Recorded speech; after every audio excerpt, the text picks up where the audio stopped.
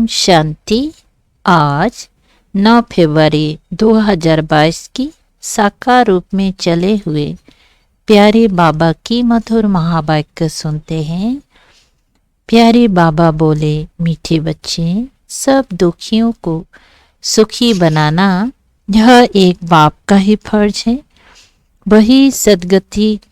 वही सर्व का सद्गति दाता है। प्रश्न है, बाप अपने बच्चों को चढ़ती कला में जाने की कौन सी युक्ति सुनाते हैं? उत्तर, बाबा कहते, मीठे बच्चे, मैं जो सुनाता हूँ तुम उसे ही सुनो, बाकी जो कुछ सुना है उसे भूल जाओ, क्योंकि उससे तुम नीचे उतरते आए हो। दूसरा प्रश्न है, कौन सा गुह्य राज तुम बच्चे समझते हो जिसमें सभी वेद शास्त्र का सार आ जाता है? उत्तर है, ब्रह्मा सो विष्णु और विष्णु सो ब्रह्मा कैसे बनता, कैसे दोनों एक दो की नाभि से निकलते हैं, ये गुह्य राज तुम बच्चे ही समझते हो। ये सभी वेद शास्त्र का सार है। गीत बजा है, नैनहीन को राह दिखाओ प्रभु। ओम शांति। मीठे मीठे अति प्यारे शिकलधे बच्चे अर्थ तो समझते हैं। यूं तो बाप को सारे सृष्टि के बच्चे प्यारे जरूर हैं। बच्चे जानते हैं कि यह जो भी मनुष्य मात्र हैं वो परम पिता परमात्मा की संतान है, ईश्वरीय फैमिली है। फैमिली में सबसे जास्ती प्यार बाप से होता है। जिसने बच्चों को रचा है बेहद का बाप कहते हैं। प्यारे मीठे मीठे सिकलधे बच्चे, 5000 बरस के बाद फिर से आकर मिले हो। कब मिले? इस संगम युग पर, जबकि बाप आकर सब बच्चों को अशांति से शांति में ले जाते हैं। शांति के लिए कितनी कॉन्फ्रेंस आदि करते हैं, आपस में मिलते हैं कि सृष्टि में मारा मारी बंद हो जाए और आपस में शांति कैसे हो। नहीं तो आपस में लड़कर विनाश कर देंगे।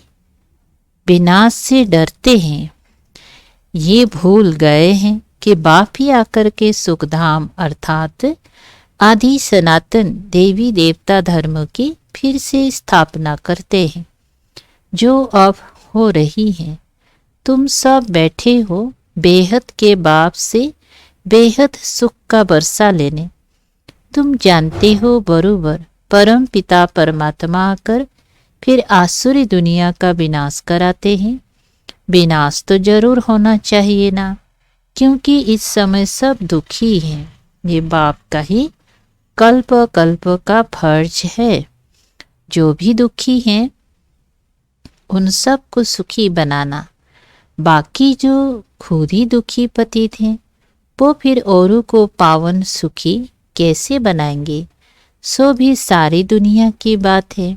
गाते भी हैं, सर्व का सद्गति दाता एक है।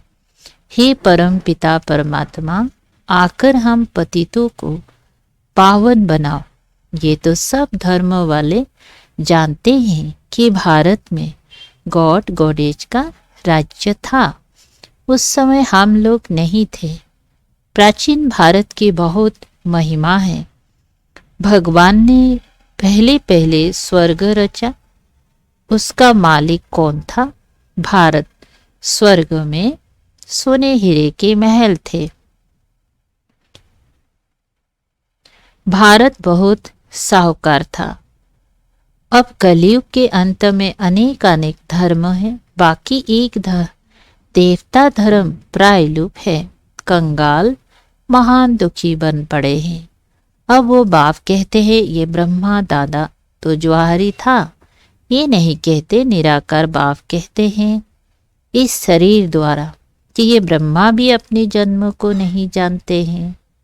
तुम ब्रह्मा कुमार कुमारियाँ भी अपने जन्म को नहीं जानते थे। मैं इनमें प्रवेश करता हूँ। यह भी ड्रामा में था। कैसे प्रवेश होते हैं ये सवाल नहीं है। बाप कहते हैं मेरे को अपना शरीर नहीं है। मैं साधारण बूढ़े तन में आकर प्रवेश करता हूँ। आता भी हूँ भारत में। ये ब्रह्मा अपनी जन्म को नहीं जानता। मैं आकर इनको समझाता हूँ। ये सब बना बनाया बेहद का ड्रामा है। जो सेकेंड पास होता है वो फिर रिपीट होगा। ये बेहद ड्रामा का राज बाप ही समझाते हैं। बाप कहते हैं बच्चे, जो कुछ तुम दान पुण्य आदि करते आए हो ये सब भक्ति मार्ग, इनसे कुछ भी प्राप्ति नहीं है, क्योंकि भक्ति में अब कोई भी सार नहीं है।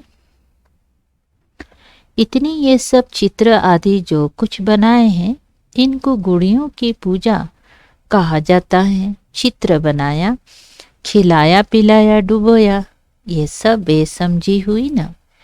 यज्ञ जब रचते हैं तो मिट्टी का एक बड़ा शिवलिंग और छोटे छोटे शालिग्राम बनाते हैं। ये किसकी पूजा करते हैं ये भी समझते नहीं हैं।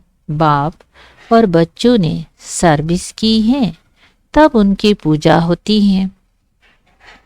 शिव का लिंग बनाते हैं। तुम बच्चों के भी शालिग्राम बनाते हैं। तुम बच्चे अब बरोबर भारत को पवित्र बनाने की सर्विस कर रहे हो। तुम हो खुदाई खिदमतगार। तुम्हारी बाप से प्रीत है। बाप की श्रीमत पर चलते हो तब श्रीमत भागवत गीता गाई हुई है। भगवान कोई शास्त्र नहीं पढ़ेगा। कोई भी धर्म स्थापक कब शास्त्र नहीं उठाते। वो आते हैं धर्म स्थापन करने। उनके पास जो नॉलेज है वही सुनाएंगे। ऐसे नहीं कि क्राइस्ट ने आकर बाइबल पढ़ा, नहीं, वो आया धर्म स्थापन करने। बाप आकर श्रीमत देते हैं।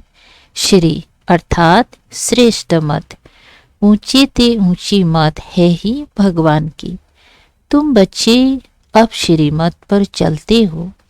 बाप कहते हैं बच्चे मुझे याद करो। बस अक्षर ही दो हैं। बड़े प्यार से कहते हैं बच्चे। तो वो है बाप और हम सब है ईश्वरीय फैमिली के मेंबर्स। ये बात किसी की बुद्धि में नहीं होंगी। इनके बुद्धि में भी नहीं थी। अब बाप बेट इन ब्रह्मा द्वारा समझाते हैं कि सब जो मनुष्य आत्माएं हैं इन सब आत्माओं को मुझे पावन बनाए वापिस ले जाना है। मैं ड्रामा अनुसार फिर से आया हूँ तुमको वापिस ले जाने। यह बाबा आत्माओं से बात करते हैं। इनकी मतलब ब्रह्मा बाबा आत्मा भी सुनती है।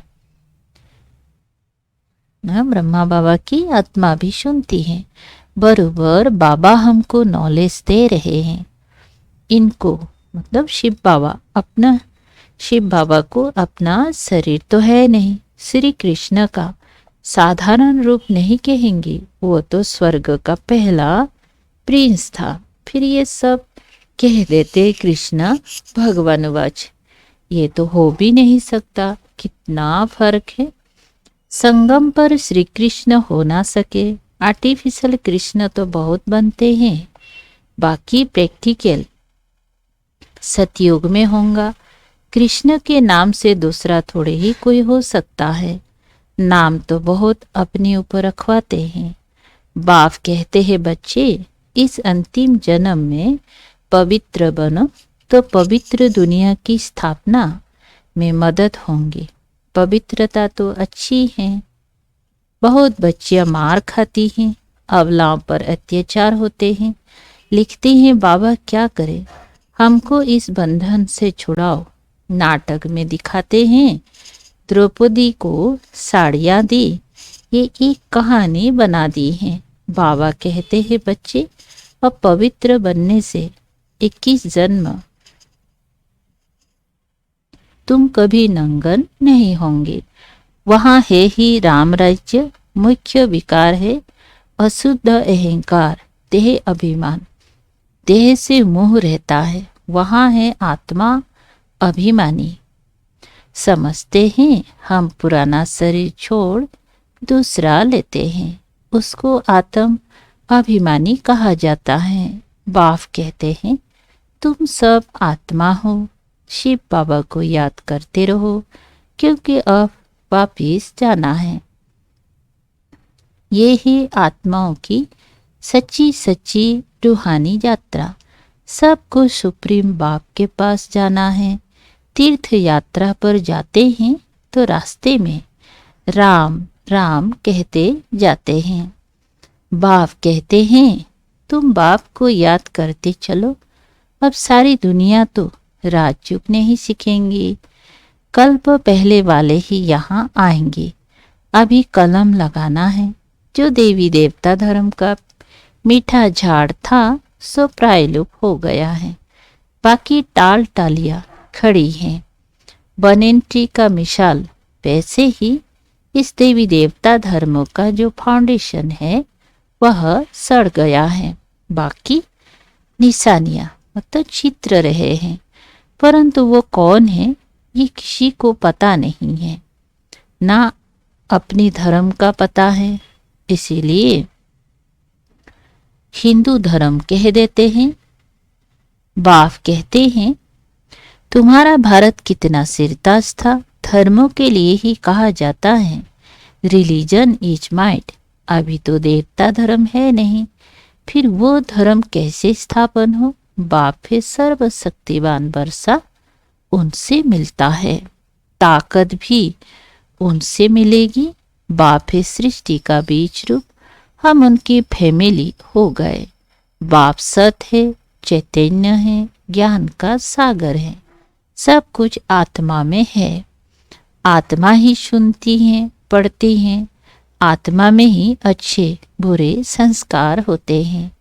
इस समय सबकी आत्मा तमो प्रधान हो गई है। सबसे जास्ती तमो प्रधान बुद्धि भारतवासी ही बने हैं। श्रेष्ठ ते श्रेष्ठ आत्माएं भी भारत की ही थी। वही हेवन के मालिक थे। ये नाटक बना हुआ है। सबको अपना अपना पार्ट मिला हुआ है। आत्माएं सब एक जैसी हैं, उनमें कोई फर्क नहीं है। ऐसे नहीं हमारी आत्मा छोटी है, बाबा बड़ा है, नहीं।